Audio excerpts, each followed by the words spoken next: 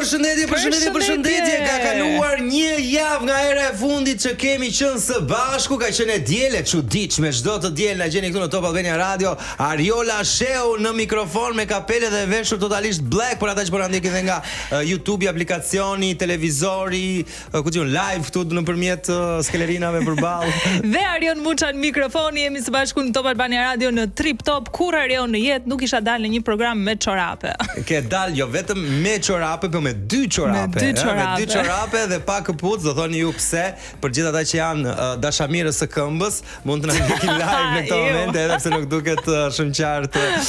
Kjo gjë tek Ariola ka marrë këmbën bashkë moderatorja dhe mikesha ime, e cila nuk mund të vesh këpucë, të paktën të një këmbë, atëre për të qenë simetrike, tha po jeq të dyja. Po jeq të dyja dhe po vesh vetëm çorape. Po Arion, ata që mund ndjekin në rrjetet sociale. Po shihuni vesha që mos kuptohen, ta respektojnë pak dhe kodin televiziv. Patjetër, kodi televiziv thotë jo me çorape, po ti e ke pak të kesh të zeza. Por në vërtet unë rash në voleboll, theva qafën, ata që më ndjekin në rrjetet sociale e dinë që pata probleme këmbë dhe thash sa të vi këtu me atë këpucën ortopedike që ma gjeti heroi Arion Muça. A do ta marr dhe ta lë aty këpucën ortopedike të duhet? Mund t'ia tregoj njerëzit që s'po bëjnë. Regjia më bëni Qyqa gjatë gjithë kohës jo, se na prish, ne jemi shumë të lezetshëm vetë për t'u dukur gjithë ajo këpucë. Ja, me këtë qarkullon. Këtë qarkullon është këta. Por me pantallona gjëra që mos e shohin gjithë. Te bloku tjetër e heqim. Ndërkohë, të dashur miq, për gjithë ata që nuk kanë probleme me kaviljen dhe po japin makinës në kthim nga një destinacion apo në drejtim të një destinacioni tjetër, përveç humorit të mirë që do ta gjeni për rreth 2 orë në programin ton. 2 orë jemi apo jo? 2 orë. Pra, 2 orë. Mund të gjeni dhe muzikë shumë të mirë, fokus do të kemi udhëtimet sepse në Trip Top këtë bëjmë dhe do të kemi dhe një të ftuar me shpresë të vise ne ka bërë çik lëmsh me oraret. Na bëri lëmsh që u bëfshim dhe ne lëmsh. Por kush është ky i ftuar në bion e personazhit Arion shkruhet fare thjesht. Ne do ta themi sikur ai do vi. Se ndoshta dhe zvin fare. Gjithsesi ky personazh në bion e vet të Instagramit thoshte film director. Vetëm kaq, po. Film director, që vjen regjisor në shqip. Me regjisor, po, dhe kishte vënë titullin e filmit të ri që ka punuar dhe gjithashtu dhe kishte vënë dhe linkun ku blihen biletat e këtij filmi. Pra, që ka një film që është ongoing momentalisht. Pra, që është në transmetim në këtë moment në sallat e gjithë botës, e di pse them botë, sepse Trip Top flet për udhëtime. Regjisori i këtij filmit në fjalë, përveç se Shqipëri, Kosovë, Maqedoni apo ku ka shqiptar folës, ka udhëtuar dhe për te kufive, ku ka shqiptar folës të cilët jetojnë në Amerikë, në Kanada, në Zvicër. Kështu që filmi shqiptar shkon kudo.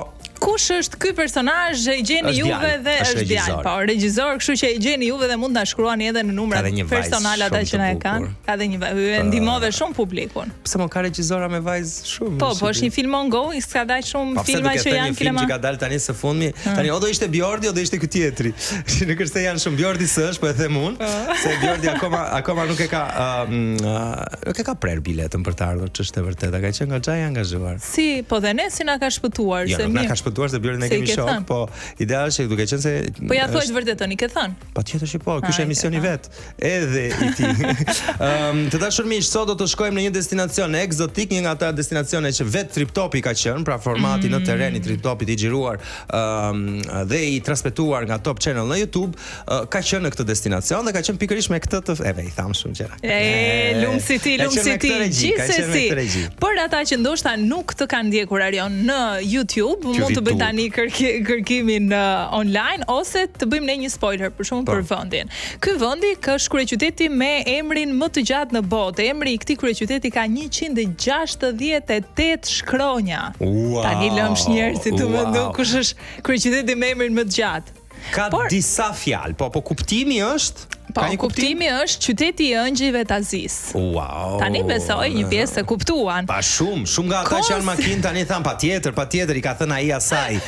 Se ai që është ndihmon është djalë zakonisht, ai pretendon se i di shumë gjëra. Po, enciklopedia thotë që ma thuaj, ama se ta thën për pak ja shife. Konsiderohet si Venecia e lindjes. Venecia e lindjes ka shumë ujë patjetër. Po, ka shumë ujë dhe është qytet i ndërtuar mbi lumenje, mbi përrenje. Dhe konsiderohet edhe qyteti i tuk-tukëve. Tuk-tuk. Shiko, këta që kemi ne. Tani besoj që kuptua. Si themi këtyre karrocave ne që transportojnë zakonisht kështu. Dum. Pra, të rrin çikël. Është s'po vjen fjala si thuhet. Është emanotop. Sinonim. Kur ti thua, kur një fjalë ka emrin e zhurmës që bën. Pra, kur një gjë ka emrin e zhurmës që bën. Në rastin konkret, futet te gjua e te letërsia. Po e humba këtë fjalë, po më enematope quhet nduket, po s'po e mbaj mend tani, po gjithsesi, e ke parasysh xhupi fsh. Kur zgjen enematopen? Gjen xhupin fsh. Xhupin fsh. Gjithsesi, kur një fjalë, kur një gjë ka emrin e zhurmës që bën apo të funksionit që bën, quhet kështu, po enematopen. Jo, do ta gjej tani në Google dhe do ta them si quhet. Gjithsesi, tuk është zhurma që bëjnë kurreci, se bëjnë tuk sa marrin vrull dhe pastaj është mjet transporti gjithsesi. Mos është në zog, mor. Është një dum i vogël. Mos është në zog atë që flutur. Jo, është dum i vogël. Un kam hipur në tuk dhe ka qenë eksperiencë shumë e bukur. Një eksperiencë e pa harruar për Arionin që ka vizituar. Qyteti është surprizë vetëm pas pak, ë? Ta themi, do ta thosh. Gjithsesi mund ta kuptoni nga kënga që do të dëgjojmë tani, sepse do shkojmë zanore, është këngë shumë e famshme në atë zonë, është këngë që flet për atë zonë. Çfarë këngë? Një nga këngët që kemi vendosur. Pra, jo, po kënga tani është një Xhuzi Ferreri. Atëre po, mund ta kuptojnë, kështu e kuptuan. Shijoni. Dhe nga muzika super e lezetshme që kemi zgjedhur sot dedikuar për Tajlandën, Arion. Po jo për atë Tajlandën klasike, sepse ne kur themi Tajland në botë kuptimin e të paktën të ne shqiptarë, po besoj edhe të një pjesë të mirë të europianëve, janë ishuj.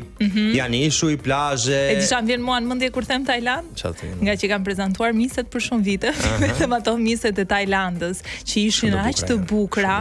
Gjithmonë na kanë ardhur shumë të bukura miset e Tajlandës. Goca ishin pak djenin tonë, se kush i bëri analizat, po jo, ishin goca dhe shumë të bukura, vetëm se Arion tepër të prekura. Po. Domethënë nuk ka ardhur një vajzë që thuar sa e pakuruar. Kjo ishin të gjitha shumë të kuruara, por të gjitha ishin të prekura. Është në kulturën tajlandeze që e bukura ose misi apo vajza kur ka është në gjithë Azinë kjo gjë, po në Tajland është shumë sepse edhe kostot. Edhe Filipinat në përgjithësi. Edhe kostot janë shumë më të lira për të bërë këto ndërhyrje. Domethënë, një botox që në Shqipëri që kushton pak është 200 euro le të themi, atje është 20-30 euro.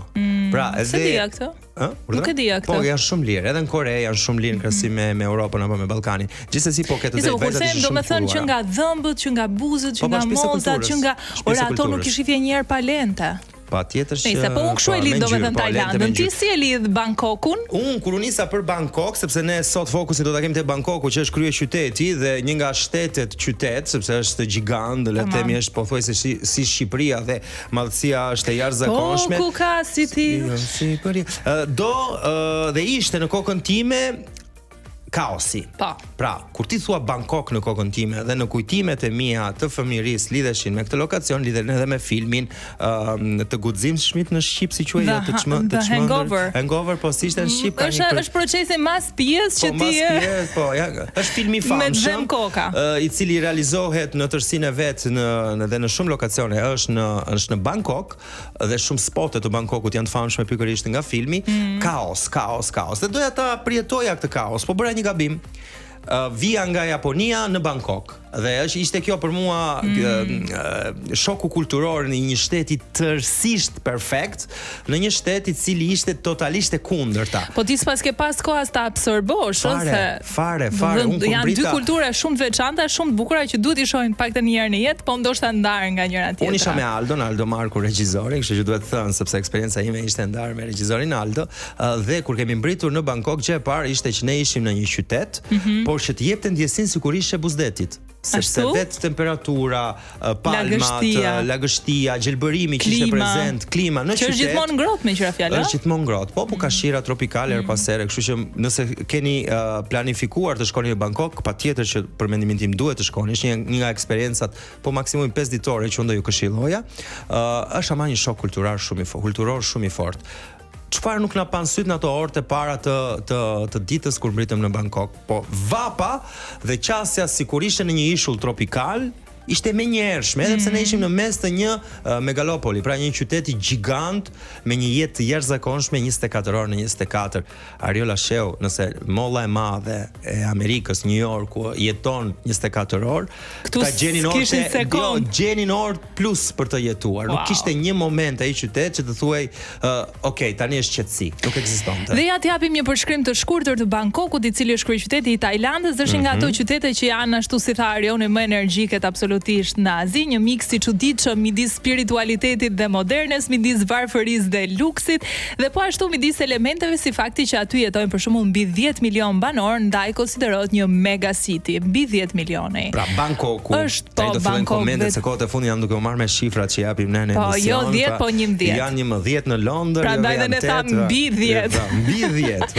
U bë kryeqytet në vitin 1782 nga mbreti Rama i parë, se kjo është në anë. Sa kam luajtur me Aldër me këtë element. Ne kur zbritëm për herë të parë dhe lexuam aty Rama 8, Rama 7. Tani ore këta e pas kanë Ramën kështu, i thashun që jo vetëm brezi i parë, po është edhe brezi i dytë, brezi i tretë. Brezi Ramën dytë tani. Rama ishte mbret. Pra kur thuaj Rama, thuaj mbreti. Po pra se është themelusi i dinastisë Chakri. Ndërkohë feja kryesore është budizmi, prandaj është edhe tempu i lartë e poshtë. Qyteti është i ndërtuar mbi kanale dhe mbi lumë, ajo që tham Venecia e lindjes, dhe njihet për jetën e natës. Që vizitove ti Arion? Patjetër që po. Patjetër që po. Pa tani ti themi kur të vjen Ana, po ti zbuloj unë sa gjëra. Foodi është legjendar dhe mund të se provova në asnjë moment. Regjia këtu te mua, regjia. Ku kemi kam Përball. Tu, aty. Ja. Nuk kisha kurajo të haja nga ushqimi që bëj në rrugët e të thua, ma, ai është më i njohur se restorantet luksoze. E merrnin pulën, më shif në sy. E merrnin pulën nga një qese të marinuar kështu në rrugë, e linin në rrugë. Qese me pul, me vaj, me gjëra. Dhe fusin në një pjastër të sajuar, po prapë në mes të rrugës, dhe mbas të individit që bënte këtë ishin ujrat e zeza. Un jam shokuar, do me thënë isha gjatë. Shokove disa ata që rrojnë aty si rrojnë ata. Po e kanë stomakun e përgatitur Ariola Sheu. Nëse do që pushimet i kalosh. Po ku ëngre Marion, ku ëngre pa zoti? Kemi ngrënë vetëm në restorant. E pra, po është më i mirë street food. Aldo Amate e ëngri. Street foodin e ka ngrënë dhe kështu ti thot vet. Njihet për tempo të artë për masazhin tajlandez, bëre masazh ti Arion? Jo. Dhe ishte ky masazh me happy ending. Ja, nuk kam provuar përvojat të tilla, nuk di fare që këto gjërat janë prezente. Jo, çfarë nuk pam. Po bëre masazh apo jo? Jo, masazh tajlandez nuk bëm, ata i bënin, ata kishin një shërbim masazhi i cili ishte 24 në çfarë do lloj kushti, pra edhe ulur tek sa prisje metron, mund të kishte. Po mund të kishte njerëz që vinë të bënin masazhe, po nuk tallem, është një gjë që është prezente dhe është thelb në kulturën e tyre. Sigurisht që qendrat e masazhit me jo vetëm me happy ending për ty, po me happy ending për gjithë popullin. Ishim pafund, në çdo cep ishin vajza të ulura për jashta, lloj komsish, kishte edhe tajlandeze, po kishte edhe komsi të tjera që të merrnin të betonin. Vajza kishte edhe lady boys aty që janë shumë vështirë për t'i dalluar dhe të merrnin zvarr nëse nuk kishe kujdes. Të merrnin me dhunë, nëse është buta fuori nëpër lokale që kemi ne si logjika të bodyguardin që të nxjerr jashtë. Me të njëjtën dhunë ato të merrnin brenda. Hajde brenda thoshte të vinin 3-4 vajza të fusnin brenda. Jo se ne s'donin të futeshim më po. Që të kuptojmë. Por që bëj të masë, një pikë të saktuar. Po jo donin të bëjnë çik si të vështirë. Jo ishte Ariola Sheu. Kështu si të kapnin aty. Bangkoku ishte me statistika. Rruga me më shumë vajza që ushtrojnë një profesion të pahishëm për një pjesë të madhe të popullsisë botërore, po shumë të hishëm atje. Jo, edhe aty i jashtëligjshëm është Po maskohet. Pra prostitucioni në Bangkok. Po nuk kontrollojnë kaq shumë, bëjnë sikur se shohin. Për numër banorësh dhe për metër katror është me më shumë në botë. Ashtu ë? Po. Ne i gjë më shumë se ne do e dinë ata se s'ka mundësi. Rooftop bars janë shumë të njohur, madje ka dhe rooftop shumë të lezetshëm në mbi katin e 50, imagjino. I keni parë. Lumsi juve ne të shkretët mirë që lexojmë këtu në Çaka, se s'kemi parë gjë, trafiku është ekstrem, madje ne zbuluam së fundmi, ditët e fundit e zbuluam, fal një miku tim që jetonte në Bangkok, që alternativa më e mirë ishte motori. Pra siç është taksia motor në Bangkok, është fantastike, njerëz që po na dëgjoni në këtë moment në Top Albania Radio, ju a këshilloj mënyra më e mirë për të lëvizur në Bangkok ishte maj motorit. Të vinin të merrin me skuter poshtë shtëpisë, janë çuna dhe goca me një xhublet ngjyrë jeshile zakonisht apo të kuqen varësi të kompanisë dhe kushtonte 0 lek. Ariola Sheu 30 minuta në motor, po si 50 cent. 50 cent. Tani të lutem. 50 baht. 500 baht, le të themi. Miqra fjala ke baht është monedha zyrtare e Tajlandës dhe zakonisht 1 euro këmbehet me 40 baht. Po, 40 baht. Kështu që ti si bie sa pagoje? 20 baht. Do të them 50 cent pagoje zakonisht, 60 cent, 70 cent për të lëvizur nga pika A te pika B dhe të tilla mund të bëje sa doje në jetë se nuk të vriste fare. Po, për gjithë ata që duan të udhtojnë nga Tirana, duhet ta bëjnë me tranzit, me 1 ose 2 tranzit nga Stambolli, nga Dubai, nga Vjena, nga Varshava, nga Roma, pra ka disa opsione që të shkosh në Bangkok. Ndërkohë, sa shkon bileta avion? Nga Azia, gjithsesi, që do të thotë me Turqinë do ishte perfekte. Kjo është këshill personale, kemi thënë edhe për destinacione të tjera që lidhen me Azinë. Ju këshilloj Stambollin sepse afroheni. Që do të thotë nëse ti shkon në Rom dhe nga Roma për në Bangkok është diku te 9 orë, nëse nuk gaboj, 9-10 orë. Nëse ti nisesh drejt Stambollit bëhet 7 orë gjys, 8 orë. Këshilla që ju vlen. Po, ju vlen. Ndërkohë ju shkon pak a shumë bileta, një plus minus tek vajtjardi, po themi nga 600 deri në 900 euro dhe zgjat 13 deri në 18 orë që të mbrish në Bangkok. Kështu që llogarisni me gjithë qëndrimin në lokacionin e parë, pra. Po, që tranzit. Në momentin që nisesh derisa mbrin 13 deri në 18 orë, kështu që duhet llogaritur që të paktën një javë minimale të kalohet në Bangkok, se ndryshe më shumë lodhesh se sa. Por kostoja mesatare ditore për turistët që duan të shkojnë me një buxhet shumë të ulët shkon 30 deri në 60 euro dita. Mesatarja shkon 80 deri në 180 euro dita, ndërsa ata që duan të jetojnë pak më mirë 300 euro dhe plus pastaj se s'ka funde mira ora. Një intervistë që pash për ta mbyllur përpara se të shkojmë në këngë, ku kërkoheshin vajzave tajlandeze apo të Bangkokut se sa lek duhet të merrte një djalë për që ato ta cilësonin të pasur, ato thoshin, nëse i kalon 700 euro për ne është milioner. Eca ty. Imagjinoni sa djem shqiptar mund të ndjen mirë në Bangkok, themi pas pak.